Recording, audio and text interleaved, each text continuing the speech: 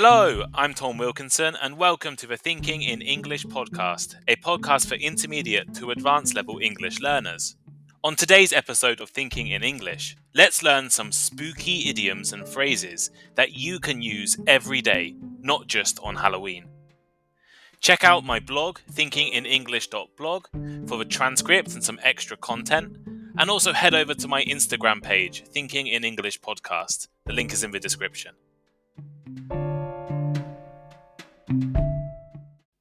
On Sunday, the 31st of October, people around the world will begin to celebrate Halloween in a variety of different ways. In my country, some may dress up in scary costumes. Children may trick or treat around their neighborhoods. Pumpkins carved into spooky shapes, and millions will watch Hollywood horror movies. In other parts of the world, celebrations are much more diverse. I recorded an episode last year on Halloween. It was one of my first ever episodes, so don't expect it to be the best you've ever listened to. But I'll link it here anyway. As you probably already know, Halloween is a holiday associated with all manner of scary, spooky, and terrifying things. Monsters, ghosts and ghouls, death and blood, graveyards, and much more. So, let's learn some idioms and phrases that follow these themes. And luckily for you, all of the phrases and idioms I have selected can be used in everyday situations, not just on Halloween. So, without any further ado, it's time to introduce today's new vocabulary. I hope they don't scare you.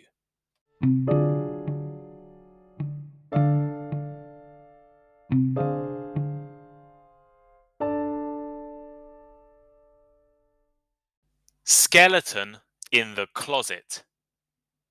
Do you have any skeletons in your closet? Don't worry, it doesn't mean having bones or a dead body where you keep your clothes. Skeletons in your closet is an idiom that means an embarrassing fact or thing that you want to be kept secret. You usually don't tell anyone about the skeletons in your closet. Often, it is something from the past that you are ashamed or embarrassed by. If it was revealed, perhaps the skeletons in the closet would have a negative effect on your personal, social, or even professional life. For example, the politician resigned before someone discovered the skeletons in his closet. Blood run cold. When was the last time your blood ran cold? If a sound, sight, or thought makes your blood run cold, it frightens you very much. You are so frightened that you can feel it all over your body. Similar idioms include make your skin crawl and make your flesh creep. All of these are excellent idioms to describe when you read a frightening news story or you think about an unnerving situation. For instance, the screams coming from the old dark house made my blood run cold. Ghost town. Have you ever been somewhere that seems like a ghost town? You may think that a ghost town is a town populated by ghosts, but that is not how we use the phrase in English. A ghost town is a deserted place where there are few or no people. A place could be a permanent or actual ghost town, such as an old mining village where everyone left after the mine closed and now no one lives there, or a town that was never completely finished and the buildings left unsold. Or a place could be a ghost town only at certain times, often late at night or early in the morning. In this case, we use the phrase like a ghost town. For example, my bus arrived in the town at 4 a.m. It felt like a ghost town and I didn't see anyone. Like a bat out of hell. Bats and hell are both common themes found around Halloween. However, the idiom like a bat out of hell is used to describe not something scary, but something very quick and fast, very abrupt, and very sudden. It is often used to describe someone's speed while going somewhere. The phrase apparently comes from an Air Force expression during World War One. It is very similar to the idiom like a shot, also used to describe speed. For instance, she ran down the street like a bat out of hell. Scaredy cat. Scaredy cat. Are you a scaredy cat? If so, you are someone who is very easily scared.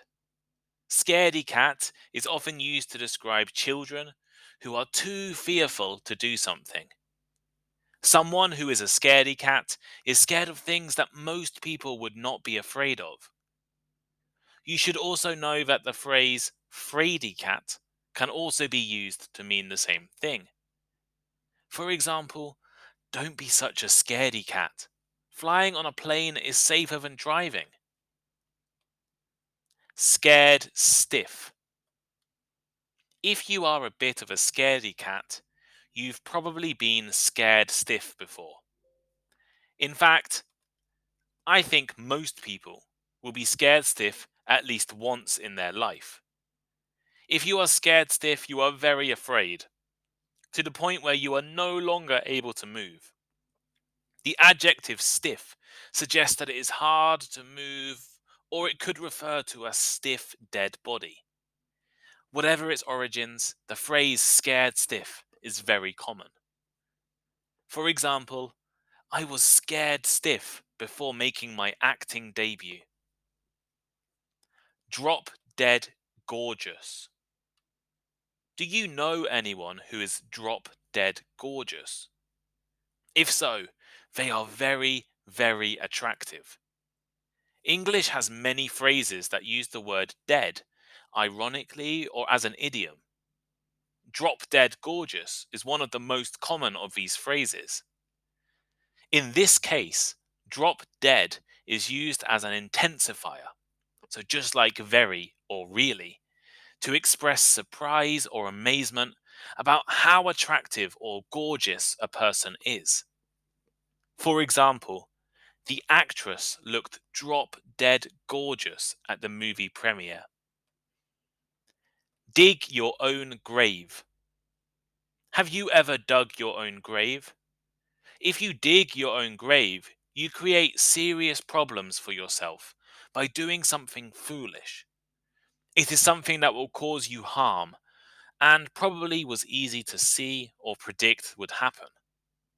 You could dig your own grave by not doing something, like not handing in a university assignment. Or you could dig your own grave by doing something wrong or unwise, like staying out all night drinking. Both of these have many potential negative consequences. For example, I'm afraid I'm digging my own grave by turning down that work assignment. Graveyard shift.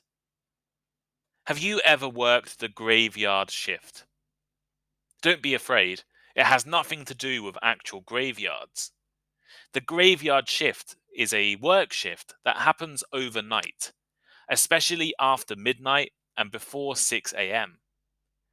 If you have worked a graveyard shift before, you probably know that while it is difficult, usually it is a little more calm than morning or evening shifts.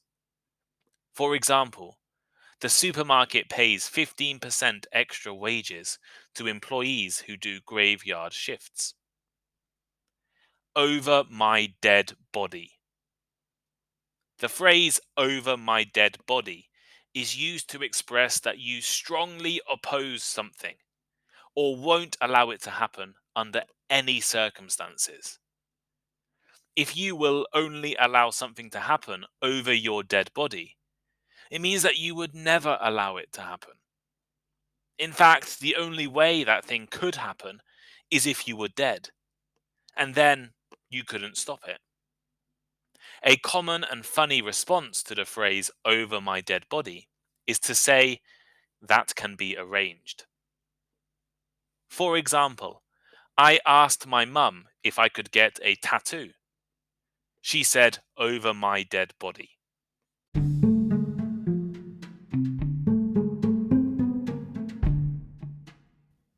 Thank you for listening to today's episode. If you enjoyed it, please leave a review or rating, recommend it to your friends, or let me know on Instagram. My Instagram is thinkinginenglishpod. The link should be in the description. And make sure you check out the Thinking in English blog. I love hearing from listeners, and I really appreciate all of the messages I have received over the past few months. Feel free to send me a message or give me some advice or recommend a topic. Have a great day, and I'll see you next time.